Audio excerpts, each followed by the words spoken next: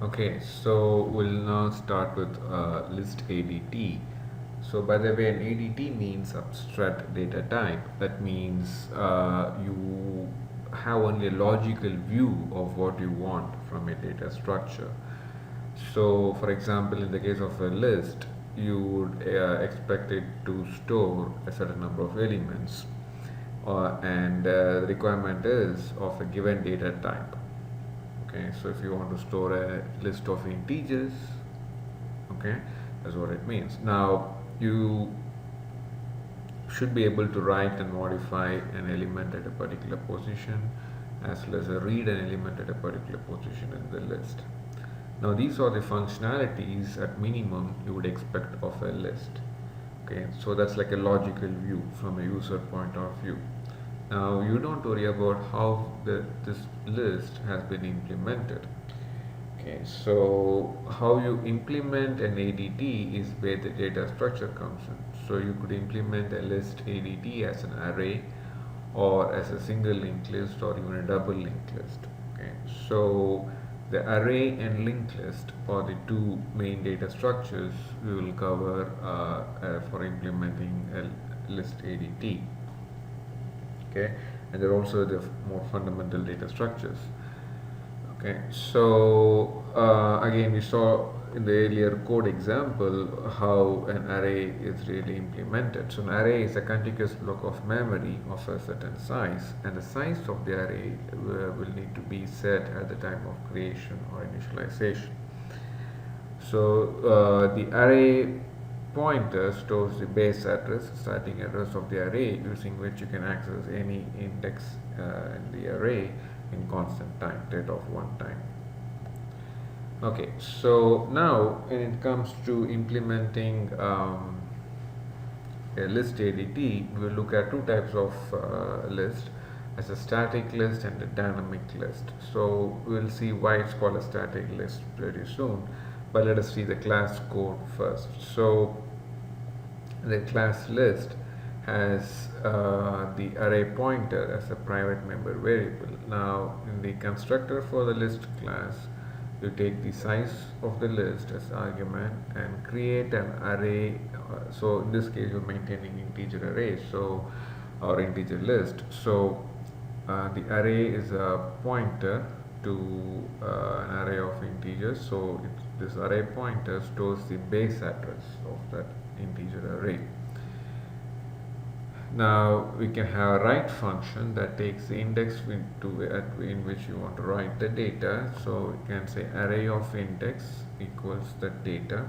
Similarly, the read function will return array of index, so it will return the value of the element at the particular index in the array on the list. Alright, so now in the main function we could ask the user to enter a list size. The user enters, and then this is where I'm creating an object of class list. So list is the class name, integer list is your object name, and I'm passing list size as the argument. So when I do this constructor is being called. So I'm creating a block of memory that can store integers, and this array pointer member variable is storing the base address of that array.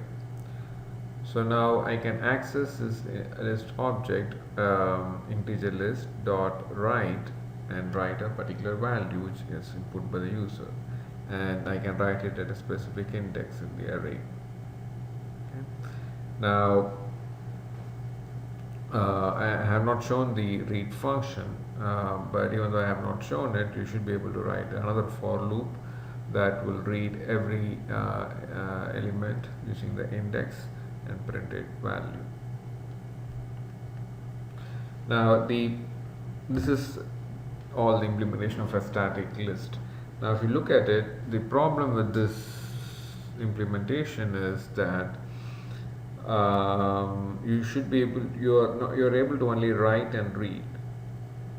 Okay, you are not able to delete an element in the list.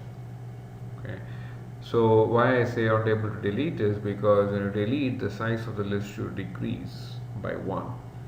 Similarly, you are not able to say insert a new element. So when I say write, you're overwriting whatever is at that specific index. But I don't want to overwrite. I want to be able to insert an element at a specific index so that the elements should be kind of shifted to the right. So for example, if this is say the current list or the array, I want to say insert say a value 30 to this array. So after the insertion, the array should look like 30 instead of 10, and then 10, 23, that's on and so on. So instead of this 10, it should be 30. So everything else should be shifted to the right. I don't want to lose that 10, so I want to shift the 10 to the right, and then 23, that's on and so on. Later we'll see how we do that. But with the static list, the code I just gave you, I don't have that feature. So this is the problem or limitation of static list. Since the array size is kind of fixed at creation time, okay, so since the array size is fixed to initialization, the size of the list cannot be increased or decreased. Okay, so that means you cannot insert a new element as well if the list is already full. In the sense also that you cannot insert somewhere in the middle or in the beginning. If the list is not full, you can insert only at the end of the list. That's same as writing at that index. Also, you cannot delete an element and reduce the list size. So what we want is a kind of like a dynamic list using which I should be able to increase or decrease the size of the list at runtime. Okay. Now, let me see what time is it. Let me stop.